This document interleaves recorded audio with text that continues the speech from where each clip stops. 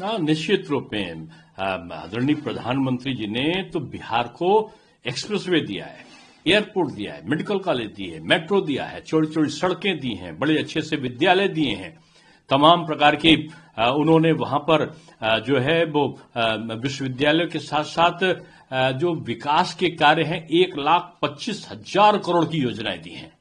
राहुल जी, आप तो लगातार हारते जा रहे हो और 20 साल में हमको लगता है कि आपने स्वयं नाचने का अनुभव प्राप्त कर लिया है। आपने ऐसे नहीं, आप चुनाव के हार के बाद नाचते हो। नाचने का मतलब तो सीधा से है ना कि आप तो रैली में भी ठुमके लगा रहे थे। ये हम नहीं कह रहे, इलेक्ट्रॉनिक चैनल कह रहे हैं। आप उसको नहीं देखे।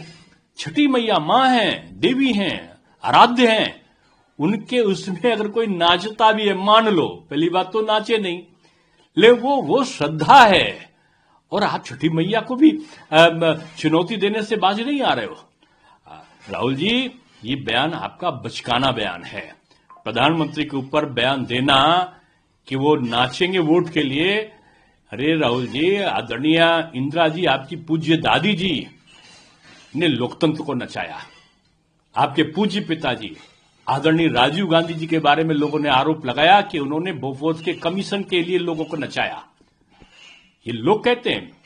और आपके बारे में लोग कहते हैं ना कि आपने पाकिस्तान के संबंध में बयान देकर यहां के लोगों की, हिंदुस्तान के लोगों की भावनाओं को नचा रहे हो। मत दीजिए ऐसा बयान। संवैधानिक पद पे है प्रधानमंत्री जी, आप नेता प्रतिपक्ष हो।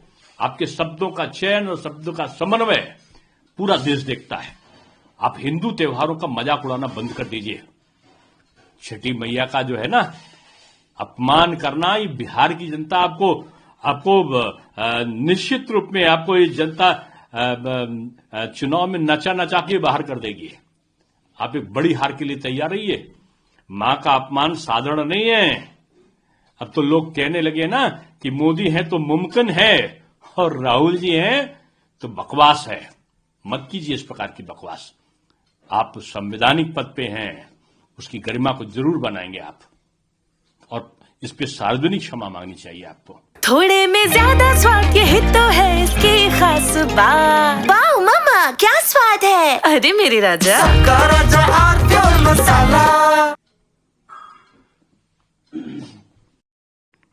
सर, कांग्रेस नेता राहुल गांधी ने एक और टिप्पणी की है प्रधानमंत्री नरेंद्र मोदी को लेकर। उन्होंने कहा कि इंदिरा गांधी महिला थी, लेकिन इस मर्द नरेंद्र मोदी से ज्यादा दम उनमें था। नरेंद्र मोदी डरपोक है। 1971 में इंदिरा गांधी अमेरिका से नहीं डरी, उनके आगे नहीं झुकी। नरेंद्र मोदी में दम है तो वो कह के दिखाएं कि ट्रंप ने ऑपरेशन सिंदूर नहीं रुकवाया।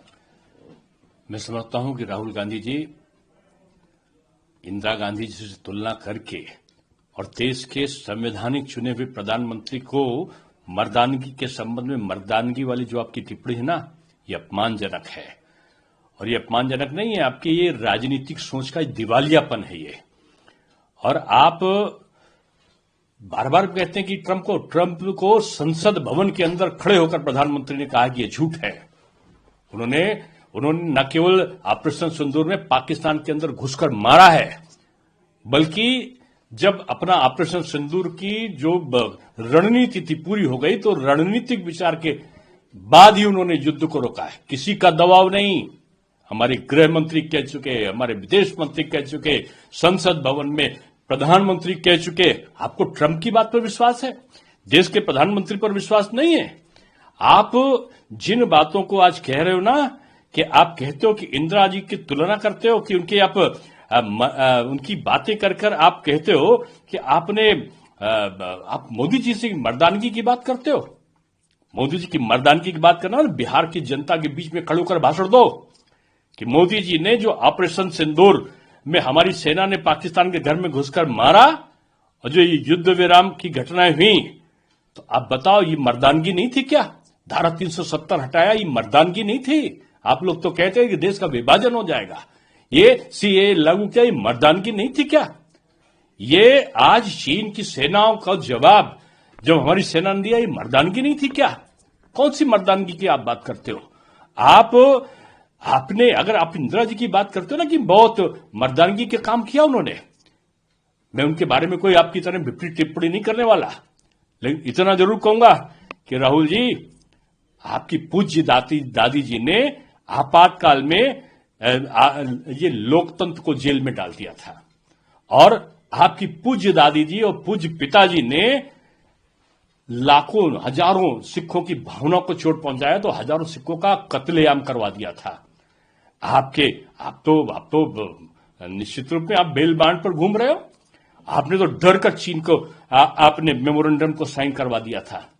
आप भी वो हो जो आपके समय मोदी जी ने तो घर में घुसकर मारा है, और आपके गृह मंत्री बोलते हैं, जो उस समय आपकी मनमोहन सिंह सरकार में गृह मंत्री थे, उन्होंने कहा कि हमको अधिकार नहीं मिला कि हम पाकिस्तान को जवाब दें, हमको कि डर गए थे।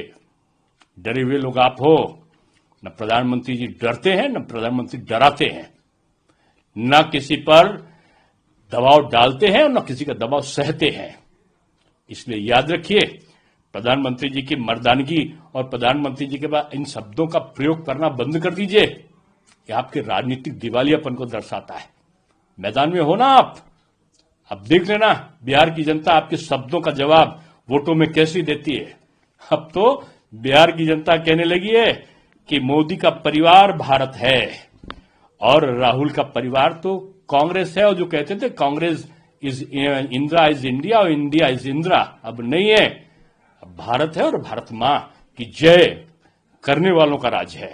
इसलिए अब इस प्रकार के शब्दों का प्रयोग मत करिए, और इतना जान लीजिए कि आपके द्वारा किए गए कार्य कि मनमोहन सिंह जी को 26/11 में आपने चुप करा दिया था कि कोई आपके घर वालों ने कि कोई कार्रवाई ना करो। सब जानते हैं कौन डरा था, और मोदी जी को चुप कराने वाला कोई नहीं है। भारत की जनता उनके साथ है, सेना उनके साथ है, साहस उनके रग रग में भरा है, राष्ट्रभक्ति की जो धारा है ना उनके अंदर मन में प्रवाहित होती है। इसलिए चुनौती मत दीजिए। चुनाव आएंगे जाएंगे, लेकिन इन शब्दों का प्रयोग करके अपने आप की अपनी जवान को कलंकित मत करिए। क्षमा मांगिए उनसे। उद्योगों के लिए जमीन नहीं है, लेकिन जब अडानी चाहता है तो किसानों से जमीन छीनकर सिर्फ। अरे भाई, जिसका साथ दे रहे हो ना राहुल जी, तेजस्वी के पूज्य पिताजी ने, पूज्य माताजी ने नौकरी के बदले में किसानों की जमीनें ले ली थी। हम नहीं कह रहे हैं, ये कोर्ट में दावा चल रहा है। कोर्ट में वो पेशियों पर जाते हैं, जमानत पर आए हैं, उनके साथ हो ना आप ऐसी बातें मत करो। कुछ तो सस्ता लो, सब बढ़िया लो, इसमें क्या खास बात है? थोड़े में ज्यादा स्वाद, यही तो है इसकी खास बात। सबका राजा